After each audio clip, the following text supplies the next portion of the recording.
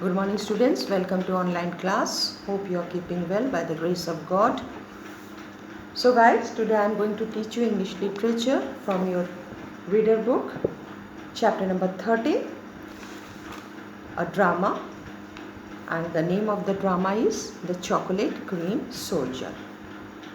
So guys, already in my previous teaching or previous lecture, I have told you this is an extract or this is an act of the original play of G.V. Shaw, Arms and the Man. And the characters already you are aware about. Raina, she is the heroine of this play, a beautiful young lady, Bulgarian lady, Raina Petkov. Catherine Petkov, a middle-aged lady, she is Raina's mother. Luca, she is the maid of Petkov family or Petkov house, the officer, and the Serbian fugitive. So these are the characters, those are mentioned in this part, that means your chapter. So that day I read up to page number 112 that Luca, she was knocking at the door of Raina's bedchamber when inside Raina's bedroom conversation was going on between the fugitive and Raina. And Luca, she is giving warning that an officer with his group, he has come to search our house. So today I am going to start from page number 112 here. Man, yielding to her, there is just half a chance if you keep your head. Remember, 9 soldiers out of 10 are born fools. Fools. He hides behind the curtain, looking out for a moment to say something. If they find me, I promise you, a fight, a devil of a fight. He draws his sabre and turns to the door, waiting. So the man, Raina, she only told him to hide behind the curtain, and Raina, she pulls the curtain. But that time, this man, he was warning Raina that if anything happens with me, you will be responsible for that. And an intense fight will take place.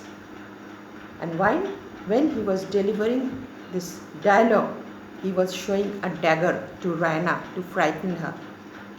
Then the dialogue of Catherine coming in hastily. Raina, darling, are you safe? Have you seen anyone or heard anything? I have found a Russian officer. Thank heaven, he knows Sergius. Speaking through the door to someone outside. Sir, will you come in? Now my daughter is ready. Now Catherine, hastily she enters, that means quite fast she enters Raina's bedchamber, and she is saying, are you safe, my dear, my darling, my daughter? Because one Russian officer, the officer is Russian. Here you have to understand that the officer, he is Russian, but he is fighting on behalf of Bulgaria. That means he is a Bulgarian officer, Bulgarian troop. So looking at the officer, he is saying that she is my daughter Raina, and she introduces her daughter with the officer. A young Russian officer in Bulgarian uniform enters, sword in hand. The officer, with soft feline politeness and stiff military carriage. Good evening, gracious lady. I am sorry to intrude, but there is a fugitive hiding on the balcony. Will you and the gracious lady, your mother, please to withdraw whilst we search? The officer says. He greets Raina, good evening, gracious lady. We have seen, first of all, he says that I am sorry to disturb you, but we have seen a fugitive. He was climbing towards your balcony. That is why we have come to search the house, entire house. For that we are sorry. I'm sorry.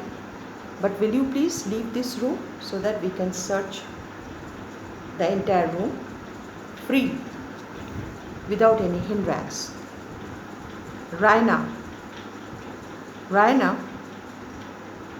petulantly, nonsense, sir, you can see that there is no one on the balcony.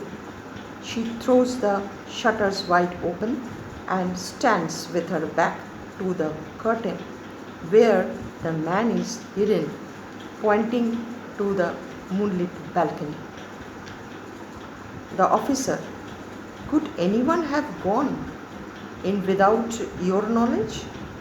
Were you asleep? Raina, no, I have not been to bed. The officer, gracious lady, 1,000 pardons, good night. Military bow, which Raina returns coldly. Then the officer, he was wanting to search the balcony.